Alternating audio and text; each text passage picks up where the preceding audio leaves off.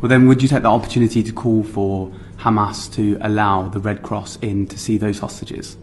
Absolutely, and also to Israel to allow the Red Cross to access Israeli prisons that have turned into mass murder of Palestinian prisoners and rape that has been very documented. And I have never seen a parliament except the Israeli Knesset debating if raping Palestinian hostages is legitimate or not. So we want to see the Red Cross in Gaza, we want to see the Red Cross in Israeli prisons, and we want to see the ICC implementing their arrest warrant in Israel and everywhere else. Then the full force of the law must be applied. So how do you apply it? Why do you apply the law? You apply the law also not only justice for the victims, but deterrence. You want to deter that mindset. And therefore sanctions, arms embargo, accountability. People are being so resilient of the idea that Israeli leaders should be held accountable. We hear Western leaders, politicians, saying that the ICC was not established for countries like the US or Britain or Israel. Seriously? So the ICC was established for the brown and the black and the yellow, not the white? This is a joke. This is the beginning of the end of the international system we built.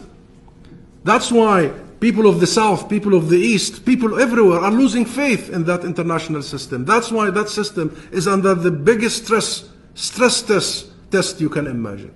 So the answer to your question, honorable friend, is just apply the law. Put Israel under the law, not above it. And yet you hear Western politicians every single morning about shared values.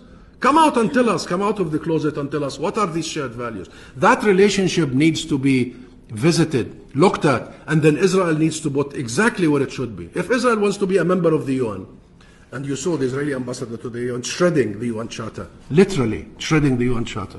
If Israel wants to be part of the UN, part of the community of nations, part of the region, it cannot exist because it bombs the region. It has bombed Lebanon, it is bombing Syria, it's bombing everywhere. It exists because the region accepts it. And the region has offered Israel a formula of acceptance. That formula is very clear. Resolve the Palestinian issue, end your occupation, and we will normalize you and the relationship not only with 22 Arab countries, but with 75 countries. Do you know how old that model is, formula? More than 25 years. Since 2002, 23 years. And it was completely disregarded. Because Israel wants to bypass the Palestinian issue. Israel wants to be normalized without resolving the Palestinian issue. Why am I going so long with this? Because I think the problem is not just Israel. Because, Israel is like any other state. If you can